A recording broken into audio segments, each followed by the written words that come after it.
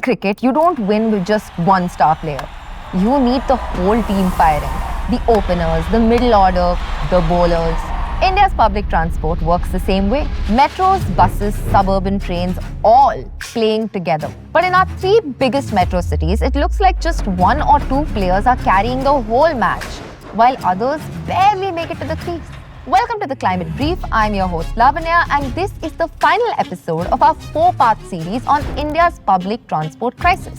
Over the past 3 weeks, we've seen how Delhi's metros set the benchmark. Buses are the unsung heroes holding cities together, and how Mumbai's suburban trains still shoulder the weight of 7.5 million daily riders. The scale of public transport is indeed mind-boggling across these three megacities, and we'll start with a city that runs on rails, Mumbai.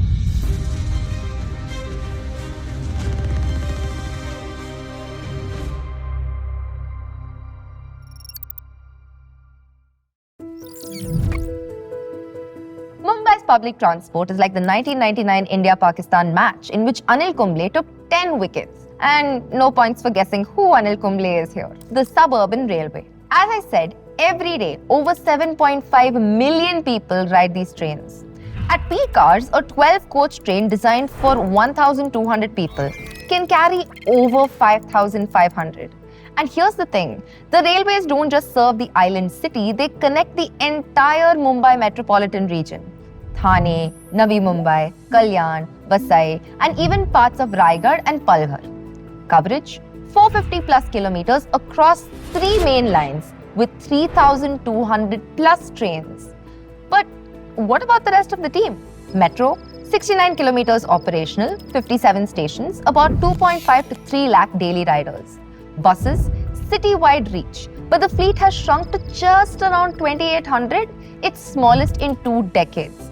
Ridership has dropped from around 30 lakhs daily to about 20 lakhs. Now, if you look at coverage and affordability side by side, train fares start at 5 rupees and max out at 30 rupees. That's about 0.11 rupees per kilometer, making it the cheapest public transport option in the city. Even AC trains cost about 1.40 rupees per kilometer. Metro fares range from 10 rupees to 80 rupees, averaging at 1.8 to 5 rupees per kilometer.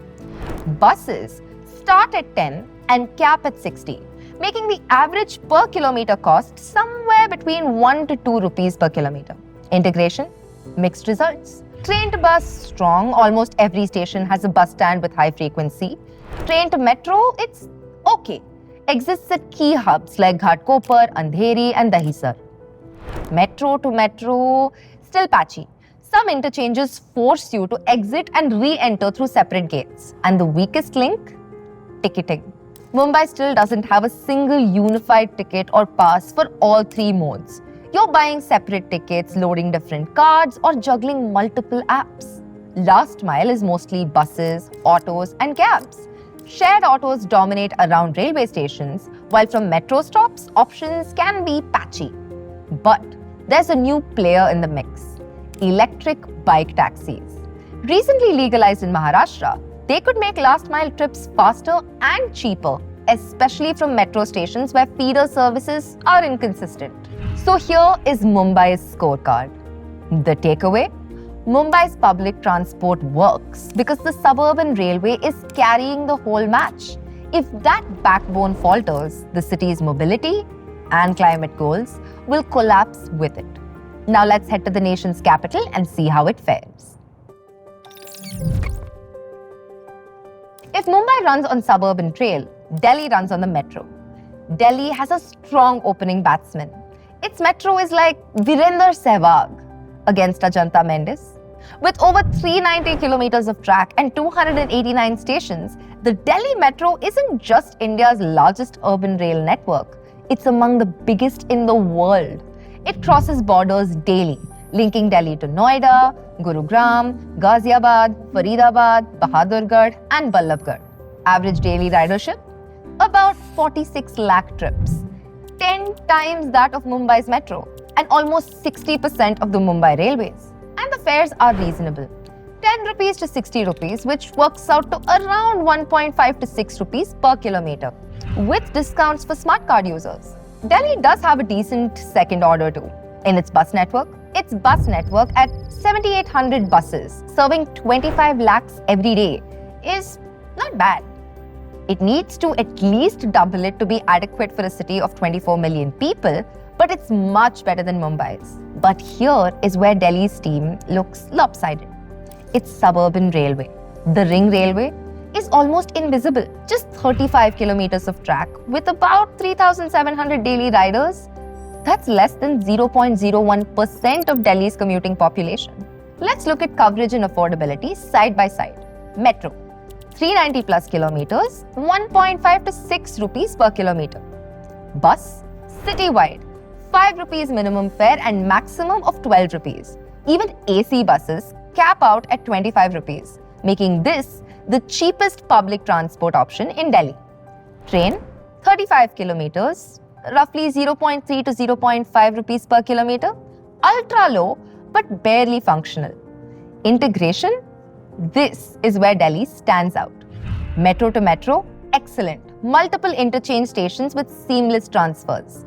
Metro to bus, strong feeder bus network run by DMRC syncing with metro schedules.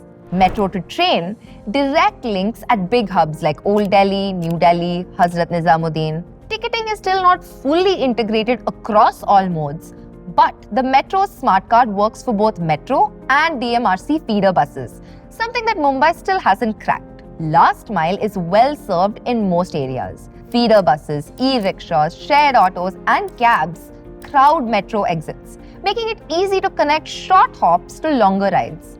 Even bike taxis are prevalent. So here is Delhi's scoreboard. The takeaway? Delhi's public transport is a metro-first system, with buses playing strong support. But without suburban rail pulling its weight, the city leans heavily on its opening pair to win every match. Sounds familiar? And now, let's head south to the Silicon Valley of India. The BMTC network moves around 40 lakh people every day, more than the city's metro and future suburban rail combined. But here's the catch. That fleet has barely grown in over a decade, stuck at around 6,800 buses, while Bengaluru's population has almost doubled. The metro, called Namma Metro, covers about 96 kilometers with 83 stations, with the yellow line opening recently. It connects key hubs like Whitefield, MG Road, Majestic, Yeshwantpur, Peenya, and now Electronic City. But for a city of over 13 million people, it's still limited. And after the February 2025 fare hike, from 60 rupees to 90 rupees maximum, Bengaluru now has the most expensive metro in India. The result? Ridership fell from over 8 lakh daily trips to around 6.3 lakh. That's a rare case where expansion hasn't yet translated to more riders. As for the suburban railway, it's still a dream. The Bengaluru Suburban Rail Project, 149 kilometers across 4 corridors, is under construction and expected in 2027. Here's Bengaluru's coverage and affordability side by side. Bus, citywide, 50 kilometers in a single trip, 6 rupees minimum fare, 26 rupees maximum fare, per kilometer cost about 0.3 to 0.5 rupees.